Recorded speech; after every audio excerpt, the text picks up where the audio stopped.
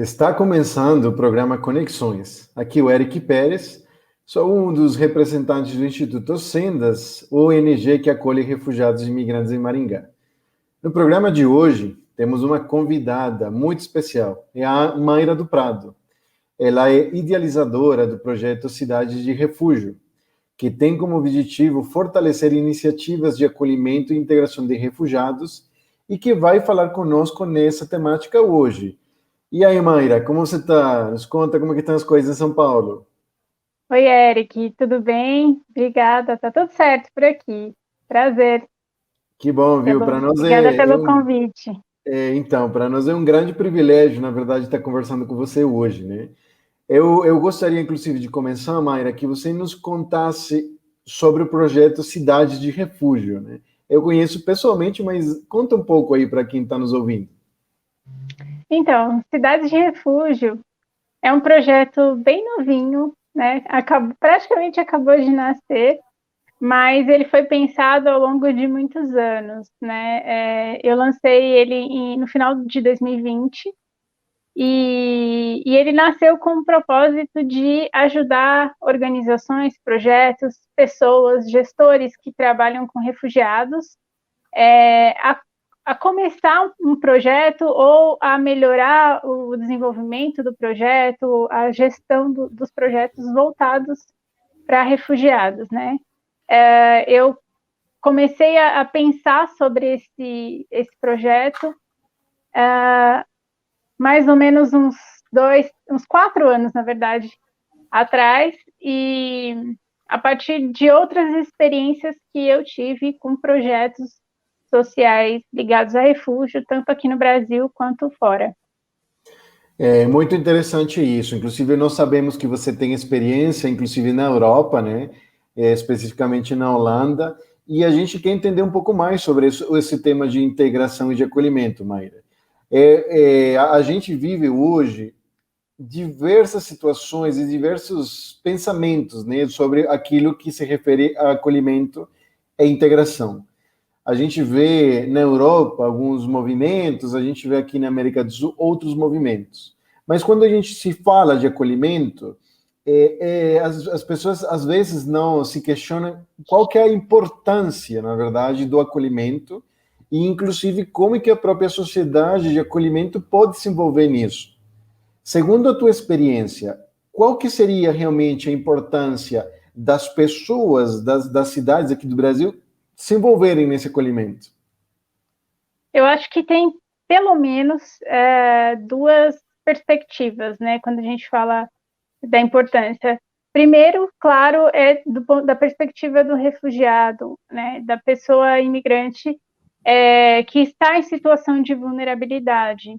Ela é uma pessoa que precisa de apoio, que tem um histórico, que teve uma vida estruturada e que nesse momento precisa de apoio para reconstruir a vida do zero, né? Então tem essa perspectiva do acolhimento para que uma pessoa possa recuperar sua dignidade, né? Sua autonomia para poder viver.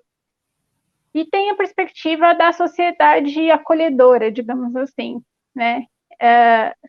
A sociedade que acolhe refugiados não só se torna uma sociedade mais humana, mas também como contribuição, recebe a contribuição daqueles que ela acolhe, né? Então, o refugiado, a partir do momento que ele se estabelece, que ele consegue ter autonomia, recuperar sua dignidade, consegue trabalhar e tudo mais, ele também contribui, né? Ele se sente grato por esse acolhimento e ele contribui para o próprio desenvolvimento social, econômico, político, em todas as esferas daquela sociedade. Então, é uma relação ganha-ganha, todo mundo está ganhando. Inclusive, quando se fala de acolhimento, geralmente as pessoas já observam, né, as organizações que acolhem, né? Mas pouco se fala sobre as pessoas que acolhem. Segundo a Exato. tua experiência, isso pode acontecer? As pessoas se envolvendo no acolhimento de imigrantes e refugiados? Eu acho que elas não só podem, como devem, né? Porque os refugiados querem se relacionar com pessoas, são pessoas e querem se relacionar com pessoas, né? Eles querem, normalmente, não ter só uma relação institucional com uma organização. Embora seja positivo, não é o ideal, né? Eles querem se relacionar, fazer amigos. Então, assim, é possível que uma pessoa seja uma, um, um um recurso, né? No sentido de ser um lugar, de ser um abraço de acolhimento. Então, é totalmente possível e é necessário, porque é necessário ter esse toque humano, essa relação humana, não só institucional. Com certeza, né? Então, isso seria um convite para que as pessoas não tenham medo, né? Elas podem se envolver, elas podem participar. A gente entende, então, com isso, que o acolhimento, ele não só depende de uma instituição, ele depende das pessoas, né? Pessoas acolhendo pessoas, como você disse, né? Exatamente. Mayra, nos conta como que foi essa experiência lá na Holanda. O acolhimento lá é diferente do acolhimento que é feito hoje na América do Sul? Então, tem algumas diferenças, sim. Primeiro que a demanda lá na Europa é muito maior, né? E, assim, a forma de ser aceito, de receber o status, o processo burocrático para receber o status de refugiado é muito mais complexo e muito mais difícil, né? Mais uma vez que os refugiados são aceitos como refugiados, eles, uma vez que eles são aceitos como refugiados, eles recebem vários subsídios do governo, pelo menos na Holanda funciona assim, eles têm apoio para ter uma casa, para fazer o curso de idiomas que eles precisam, para conseguir emprego, então eles têm uma série, eu não diria benefícios, mas eles têm uma série de recursos para, né, conseguir navegar na sociedade local, na comunidade local. Já no Brasil, é um pouco diferente. O processo de entrada é mais fácil, porque o Brasil abre as portas para os refugiados, né? Então, a entrada é mais fácil, porque a partir do momento que eles chegam com visto de turista, eles fazem a solicitação de refúgio. Mas o processo de integração é muito mais difícil. É muito difícil conseguir um trabalho, conseguir alugar uma casa. Então, tem essas pequenas não, são grandes diferenças, na verdade. Certo. Mayra, eu sempre fico me perguntando, né, sobre essas diferenças, né, que existem entre o acolhimento institucional no Brasil e acolhimento institucional na Europa, por exemplo, né? E a gente vê que lá está muito institucionalizado o acolhimento. E aqui na América do Sul, inclusive no Brasil, é um pouco mais informal esse acolhimento. Porém, a gente vê que talvez seja pelo carinho das pessoas, pelo fato de a América Latina ser uma coisa totalmente diferente do restante do mundo, mas a gente vê que essa interação entre as pessoas da comunidade de acolhimento, de acolhida, o pessoal local, e o imigrante, ele se dá de uma forma muito mais natural, né, do que acontece na Europa. Você entende que essa limitação do espaço daqueles lugares que a Europa organiza, né? Chama-se campo de refugiado, albergue, como eles queiram chamar, eles criam, eles facilitam ou eles criam o contrário, né? E é por causa que aqui é um pouco mais fácil essa interação entre o povo do que lá. Como você percebe isso? Assim, é difícil comparar porque cada país tem o seu contexto, né? E é difícil falar, o Brasil deveria seguir um padrão europeu ou a Europa deveria seguir um padrão da América Latina para a integração. Mas, assim, da experiência que eu tenho e de ouvir alguns refugiados falando sobre como foi a vida dentro de um campo de refugiados, eu diria que viver numa situação em que você precisa. É como se você tivesse com a vida suspensa, aguardando ser aprovado para poder ter uma vida normal.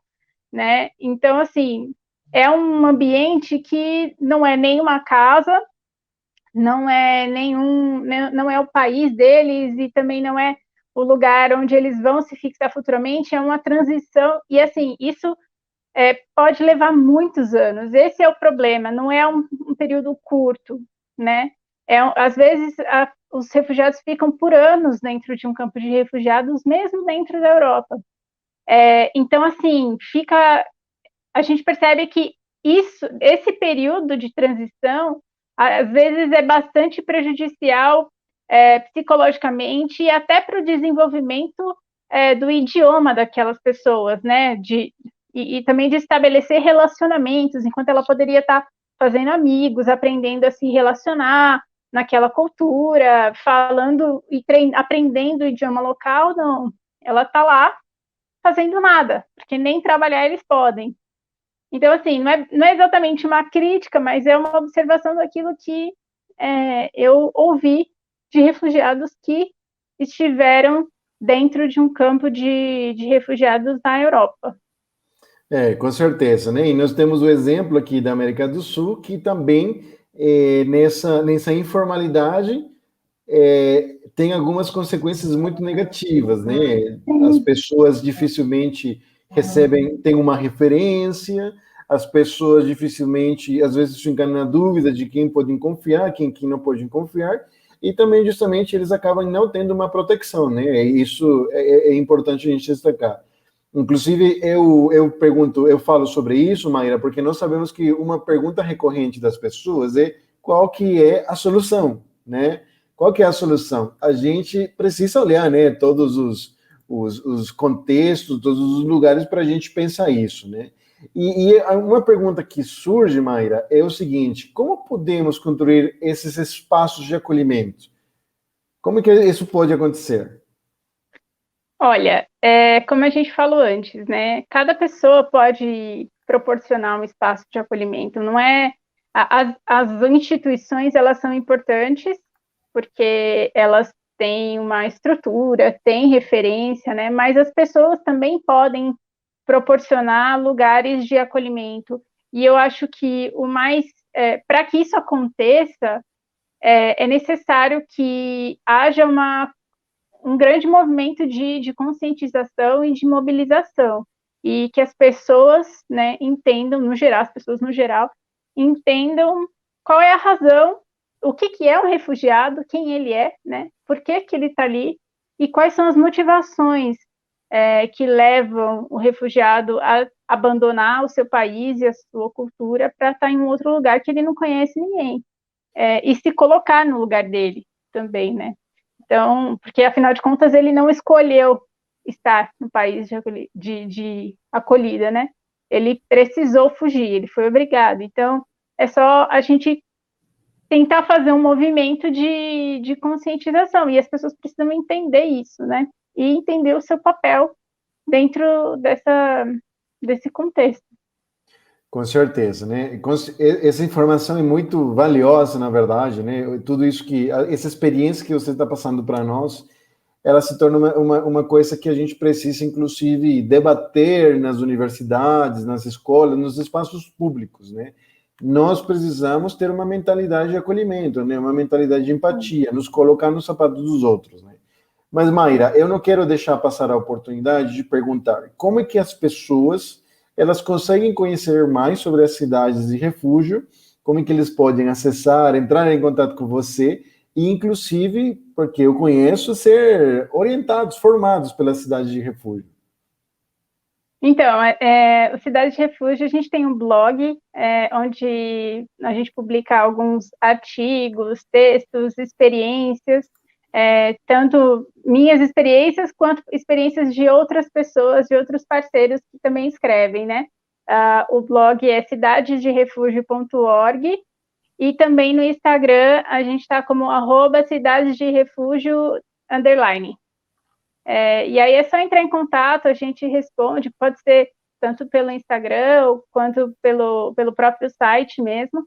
A gente tem, na semana passada, nós terminamos o primeiro ciclo de formação, de workshops de elaboração de projetos, Foram 3 semanas com algumas ferramentas de gestão de projetos sociais focados na temática do refúgio. Ainda não temos previsão do próximo ciclo, mas tudo que a gente lançar de novidade, tudo que for relacionado a cursos, a oportunidades, a gente publica nas nossas redes sociais. Com certeza essa é uma informação muito relevante. Muitas pessoas, elas sempre vêm e perguntam como é que eu posso ajudar, como é que eu posso me envolver, aonde que eu vou encontrar recursos para poder ajudar as pessoas, né? Cidade de Refúgio, então ele fornece essa capacitação, esse acompanhamento, orientação, informações, né, que são muito importantes para que as pessoas conheçam, as pessoas acompanhem. Então, gente, vocês podem acessar o blog, as redes sociais, e vocês vão começar a acompanhar o trabalho que a Mayra vem desenvolvendo através das cidades de refúgio. Inclusive, até convidar as pessoas a enviarem mensagens, né, entrar em contato, curtir as redes sociais. A gente, desculpa te cortar, a gente oferece não só conteúdo, né, para aqueles que estão começando um projeto, mas também assessoria para aqueles que precisam de alguma orientação mais específica, além de uma rede, né, de organizações que estão trabalhando na mesma causa. Com certeza, uma informação valiosa, né? A gente só consegue superar a crise do coronavírus através de parcerias, né? Através de redes, né? E é uma coisa super importante, né?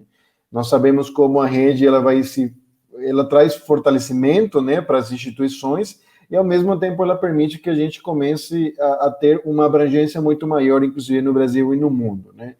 Mayra, alguma experiência que marcou a tua vida através da cidade de refúgio, através da tua experiência na Holanda e nessa caminhada de acolhimento dos refugiados que você queira compartilhar com a gente? Acho que a experiência que mais me marca até hoje, né, eu acho que foi assim, eu comecei esse trabalho como professora de português voluntária numa ONG, e os meus alunos acabaram virando os meus amigos, né?